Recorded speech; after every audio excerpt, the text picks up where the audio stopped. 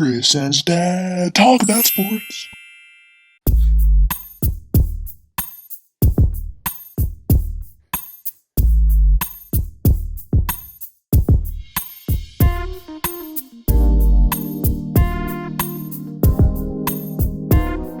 What is up, everybody? I'm Chris Dailey, joined here by somebody that goes way, way back, and I said that last show, but 15 years we've known each other. That's the longest I've known anybody. So, Dad, thanks for coming on, and this is the Chris and his dad show. I have some bad news, though. I didn't meet you 15 years ago.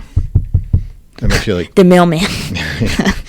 Anyways. How you doing, Chris? I'm doing all right. How about you yourself? Good. Just trying to prepare for this big show we're doing here. Yeah, a lot of playoffs going on. Yep, a lot of playoffs.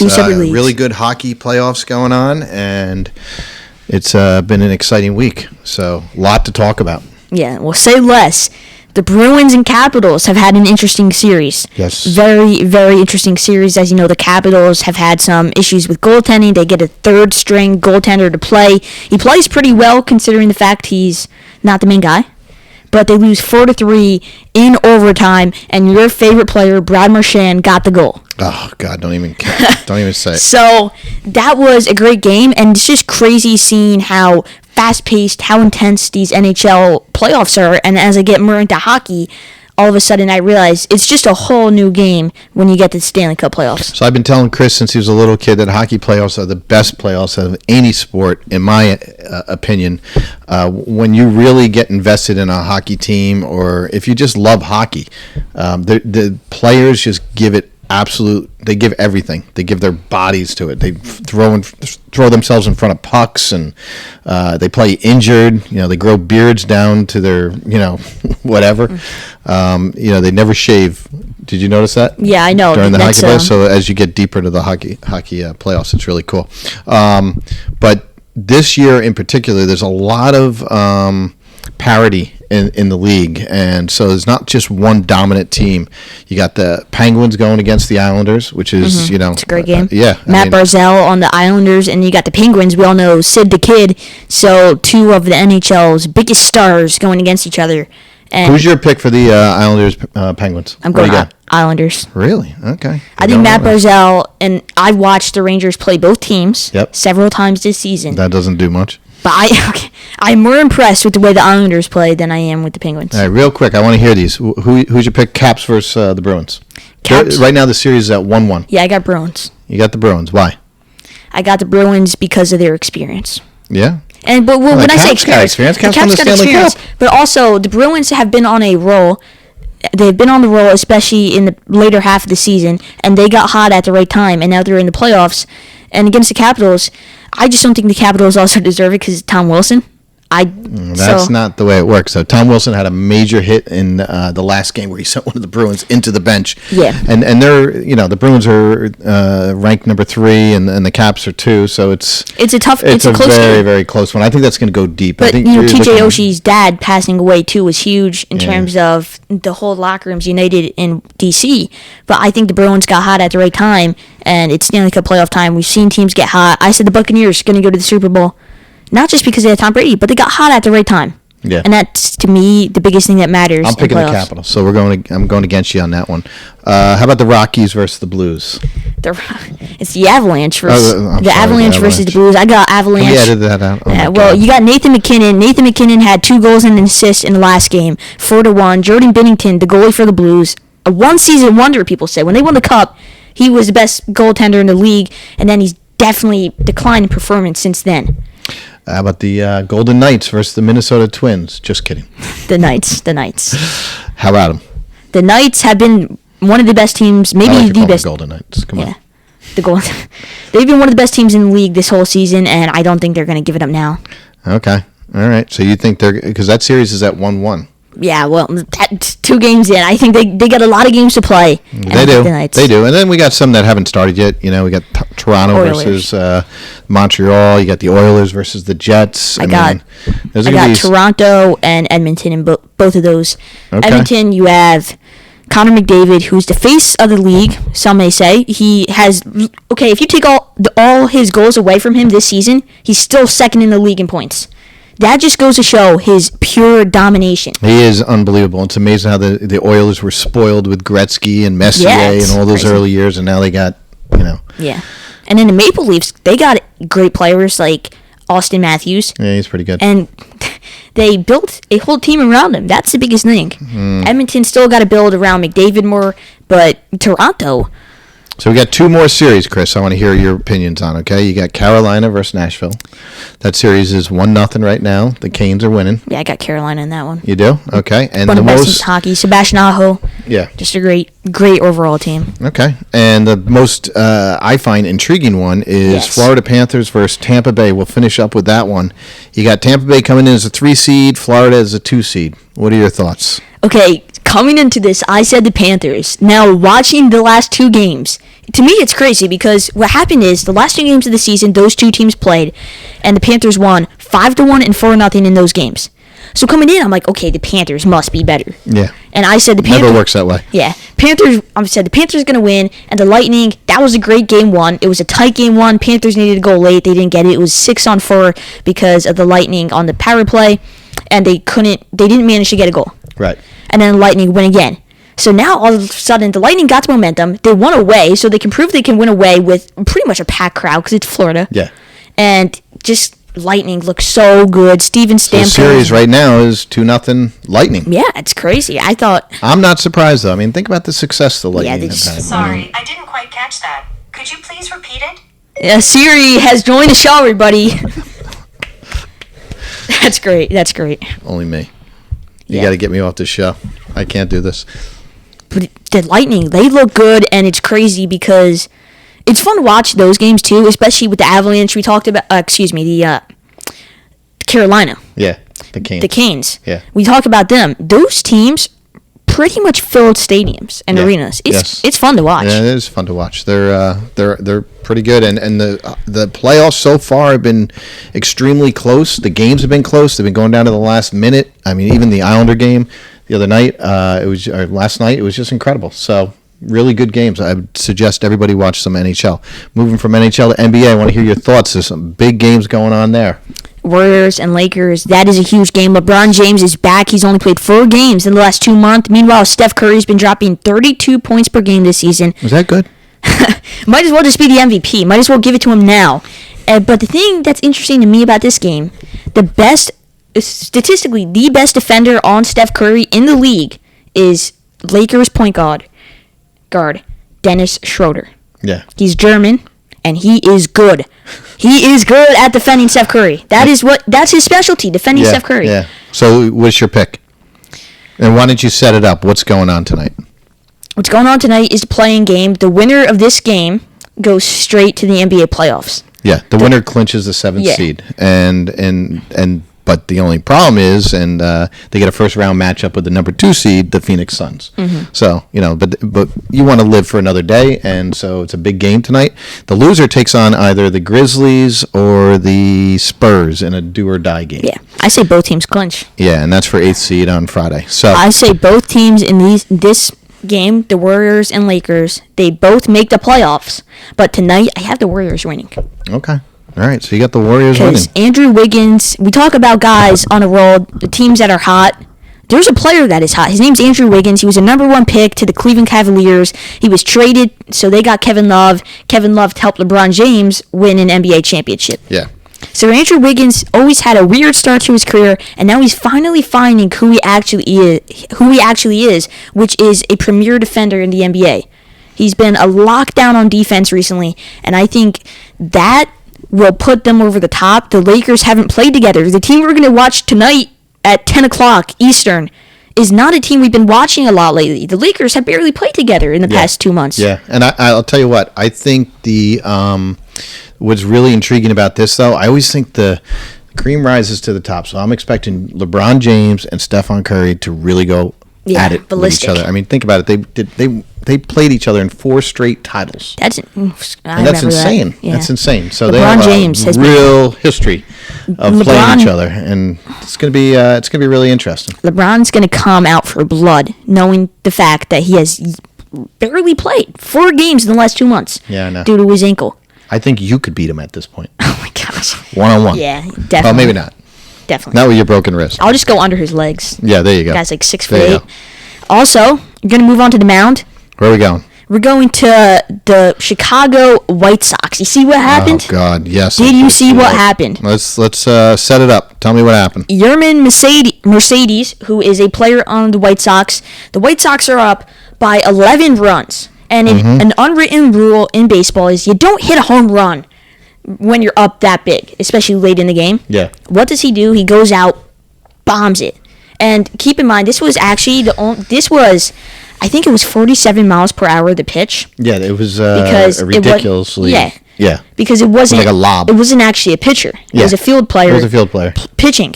So he bombs it. Just goes. It's so funny. And they're up by 11. No Which okay, you're up by 11, but it's your Major League Baseball team. I mean, is that? What's your feeling on that? You should hit it. The game doesn't stop until the game stops. And as an athlete myself, what do the coaches always say? Since when are you an athlete? I don't remember this. What do the coaches always say? Play to the final whistle. Yeah. Play to the final whistle. Tony La Russa, who is La Russa. He is the coach of the White Sox. La Russa. Well, that's like Pitbull. Say Pitbull. Pitbull. All right, come on. Go on. He says, I heard something like, this is in quotations, I heard something like, I play my game. No, he doesn't. He plays the game in Major League Baseball, respects the game, respects the opponents, and he's got to respect the signs. He gave him signs not to hit a home run, and what does he do? He hits a home run. I got you. So where do you fall on this? What's your opinion? Do you think the player was wrong for going against the sign, swinging, and hitting a home run? I think when it comes into terms of can you hit a home run in that situation, yes. But if your coach tells you not to, and if the coach really did give him the signs. Yeah, and it was 3-0. It was a 3-0 count, right? Yeah. Yeah. If the coach gives you the signs, well, then maybe back off a bit. But what the player said about this is, I'm going to play like that. I'm Yerman. I cannot be another person because if I do that, everything changes. Yeah, I think he's being a little dramatic. He could have taken the walk there. It probably would have been a ball anyways.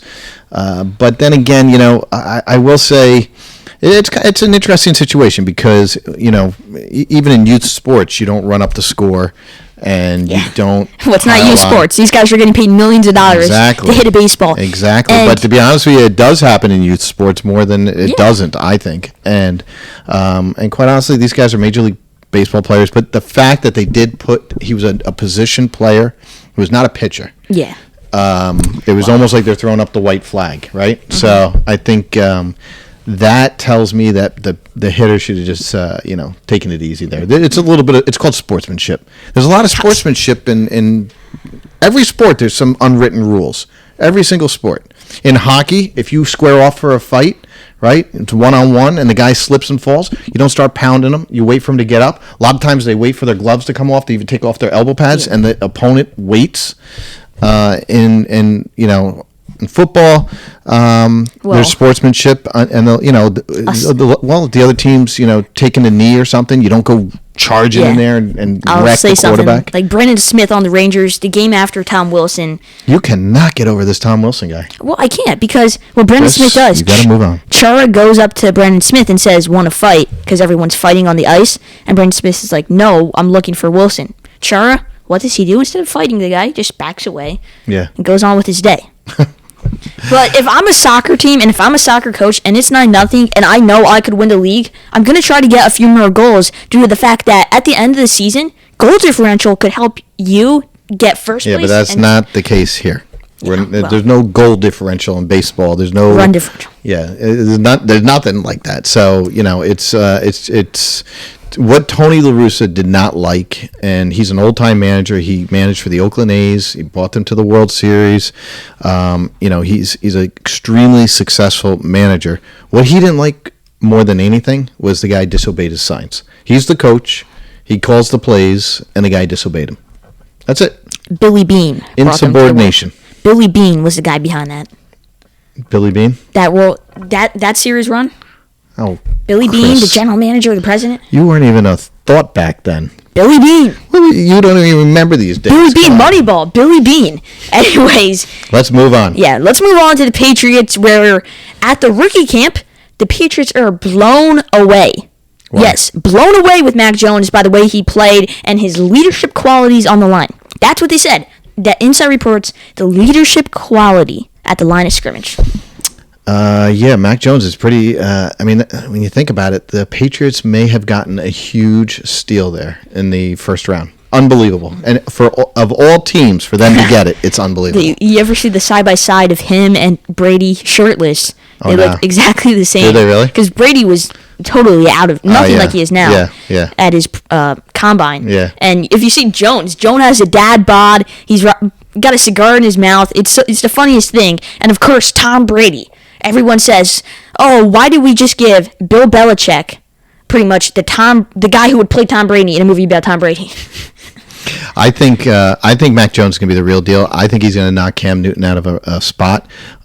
If anything, he might make Cam Newton play better. Because Cam Newton now he's gonna feel that pressure, and Belichick, he loves this. He loves this, and one of the reasons why he's doing that, and he's letting the media know. Yeah, he's letting the media know that Mac Jones is phenomenal, is because not only is he pumping up Mac Jones, he's also really motivating. That's what I thought. Exactly my thoughts. Now Cam Newton's got to look over his shoulder.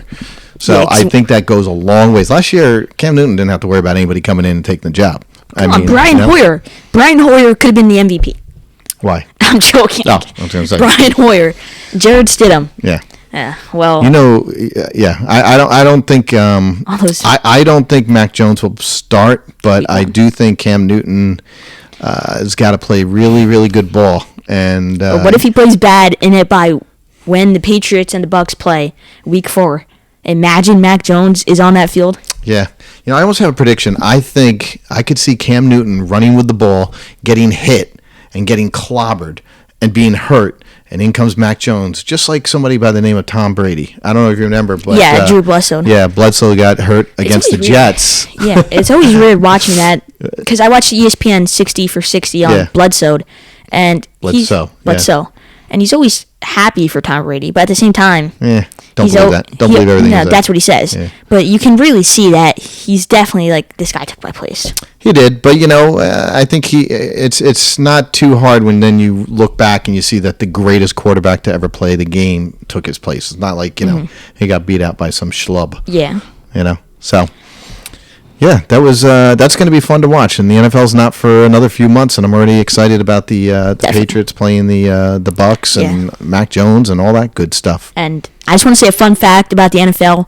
Do you know who the backup quarterback when Brett Favre and the Packers in 1997 won the Super Bowl was for the Packers? Who was the backup QB? Hold on, who was the backup QB for the Packers Super Bowl winning team? What? Who did they beat again? Brett Favre. They beat. Was it the Broncos? Yeah. It might have been the Broncos. And who was Brett Favre's? It wasn't Aaron Rodgers, obviously. No, it was somebody. It's somebody. I had no clue about this. Oh, God. I don't think you would get it. I think I'm going to get it. Hold on. No. All right, go ahead. Jim McMahon. Really? Yeah. Yeah. Now that's surprising to me. So he was a Packer before he became a Bear. Or was he? No, 97. Oh, okay, so he was a Bear, and then he became a Brown, where he sounded off Bill Belichick. He calls Bill Belichick a liar. I do remember that. Yeah, and he hates Bill Belichick because he lied to him. So that makes sense because his career was pretty much from 84 to it was that Bears run. Yeah. So he won. So he got a Super Bowl ring with the Packers. He has 2 rings. He has one with the Bears that he actually played and started in, and then he has the one where he sat on the bench. That is a fun fact. Yeah, I never knew that until today. I was actually pretty shocked. It's a definition of a fun fact. Yeah, it is pretty fun. It's pretty fun. We should go. Fun, and it's a fact. Yeah. Oh my gosh. Who are these people? Gosh. Anyways, the Olympics are in danger of being closed. Oh yeah, everybody's talking about the Olympics. Nobody. The Olympics are like the second most watched thing. So what's going on in the Olympics, Chris? And when are they? And tell us what Japan's doing awful with COVID. They've seen a huge spike, a 585% spike from March 1st to this date. In COVID cases. And the 118-year-old lady who's going to carry the torch, she said she's not going to carry it because of COVID. And now... Hold on, she's 118. They were going to have her carry Yeah, she's the oldest living person. And the Olympics, 60 to 80%, roughly, in a poll of Japanese people say they don't want the Olympics in Tokyo. Really? But do you really think Japan's going to listen to their people and be like, oh, okay, we won't have the Olympics? But we talk about sportsmanship. Well, Japan's skeptical about it. The prime minister who said, I'm happier at this moment when they got nominated or they got selected for the bid. He says, I'm happier than I actually am when I won my election. And now he's skeptical about this, and he also wants the Olympics out. Well, I mean, it's a huge problem. I don't know how you manage to have athletes from all different countries all around the world. Not to mention, does America or Canada, who's still on lockdown, you think they're going to really send their athletes to a place that's, Well, what infuriates me about this is the fact that people work so hard their whole life. They might just have one shot at it. This might be the only Olympic they can ever qualify for.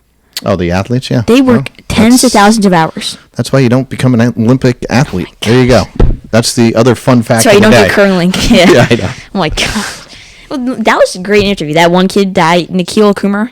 Well, 18. He's a ping pong player. Oh yeah. You did interview. You should tell people to look that up. Yeah, look it up. Go on to Chris has IGTV. an interview with the best ping pong player in America, right? Yeah, he's number. Yeah, number and one. he's set to go to the Olympics. He's set to go to the Olympics. Go to Japan, and now it might be ruined because of COVID. I think he's like the second youngest kid in America going to the Olympics. Wow, that's a shame. There was a 13-year-old skateboarder. She's a girl that was supposed to go to the Olympics and be the youngest ever. Oh, and so all this might not happen now. Yeah, and all the records that were supposed to be broken, like the youngest of all time, now she's going to be the second youngest of all time. Yeah. But, it's I'm still amazed about the 118-year-old torch lady. That's pretty cool. I can't believe that somebody who's 118 years old. Yeah, she survived so many things, too. Please tell me she's wearing a mask. Yeah. Anyways, to move on to the pitch, I'm going to go over my ideal U.S. men's national Sports court would not be the sports court without Chris some soccer. Didn't talk about soccer. Well, listen. This is what I want to do. Mm-hmm. Soccer talk. Okay. MLS broadcast. So do me a favor. National team. Talk soccer. I'm going to go over my ideal U.S. men's national team. What do you got? Because soon enough, there's going to be CONCACAF Nations League games. Say that again. Which is all the North American countries pretty much play. Yeah, you got to educate us. All the North American countries play in a tournament, and we'll see who wins. Okay. America is one of the front runners alongside Mexico. It's a two-horse race. Anyways, there's a lot of talk about who should and shouldn't be. Now, this is the same team that didn't qualify for the Olympics, right? No, this is not. Completely separate teams. Okay. And so I'll give it to you. Yeah. The people the Olympic qualifying team, you have to be under the age of 23 years old to be on that team. Okay. But what they did was, we have so many great people in this lineup I'm about to give to you that are under 23, but they didn't send them to that team because they wanted them on the men's team, which is any age, it's senior. Okay. So you can be 16, you can be 45. Gotcha. But they wanted them on this team so they can get better in the FIFA rankings, so they can get their points and move up the ladder. Right. And Greg Berhalter, who's right behind you. Oh, yeah. Who I interviewed. What a guy. Go on YouTube, look it up. That was one of my favorite interviews. And are you not entertained, everybody? Are you not entertained? Oh, my God. Please. Anyways, I'm going to go over my lineup. I'm not. I'm joking. Gosh. Zach Steffen in net. He's Manchester City's backup goalkeeper. He's our best goalkeeper in America. He was great at Columbus Crew, and now he's killing it over in England, and he's done great things. Hopefully he can just shake off that rust, because he's not playing many games at Man City. At left back, Antonee Robinson. He is by far the best left back. There's a big debate about it. I think Sammy Vines comes pretty close, and he plays in the MLS. But Robinson plays at Fulham. He's one of the highest rated left backs. So he plays overseas. Yeah, he's the real deal. Yeah, in terms of highly rated left backs in the best league in the world, he's number 7. Wow. Okay. Which is better than Liverpool's starting left back, who was considered the best left back in the world. Okay. So he's rated higher than that guy. And that might be due to the fact his team's so bad at attack, he just defends the whole game. Let me ask you something. I'm going to ask you a real stupid question here, probably, knowing you. Well, I mean, it's fine. Will these guys play in the World Cup if we were to qualify for the World Cup? Yes, they would. And World Cup qualifiers come pretty quickly, and this is my ideal lineup for that. Okay, because I really want these guys to qualify for the World Cup. I think they will. You do? Because they didn't make it in. Well, I know that was a completely different team. I know. But American soccer is just always letting me down, especially men's soccer. The women's soccer is. Yeah, forget about it. Winning World Cups, going to those. They're phenomenal. At center back, John Brooks. He's by far the best center back. Or I wouldn't say by far, but he is close. He might just be the best center back in the German league this year. The German league's a top 5 league in the world. I have it number 3 in my top leagues in the world. So he is up there for the top center back in that league. He is one of our best players. Okay. Now, at other center back, Aaron Long got injured. He plays in New York, the Red Bulls, but he's injured, so I go Matt Miazga, who plays in Holland and Belgium. He plays all over because he's at Chelsea. They loan him everywhere, and he's playing in Belgium currently. So right now you're just going through the lineup. Yeah. Right back, Serginho Dest is on Barcelona. You know Barcelona for a guy named? Who plays on Barcelona? I don't know. Who's the best player? I don't know. Chris Dailey. Leo Messi. Messi. He plays for... His footwork is insane. He was by far my favorite player to watch. Messi's unbelievable. Yeah. At holding mid, Tyler Adams, he might be injured with a back injury, but he might be there in time for the game, so I put him in. Tyler Adams, we met him, great guy, and he's done great things at RB Leipzig. They currently sit second in the German league. At left attacking mid, Yunus Munsa, who... He was born in New York, raised in Italy and England, and he chose America over England and Italy. Were both actively pursuing him, and Greg Berhalter dragged him into this program and got him to commit to the United States. It was considered the biggest win for the United States that whole 2020. Yeah. Because it was huge. This guy is literally one. I'll tell you what. I feel very confident about Greg Berhalter and what he's doing with American men's soccer. Yeah, exactly. I think he's really. We're definitely going in the right direction. It would be nice to see us win some games, maybe a tournament.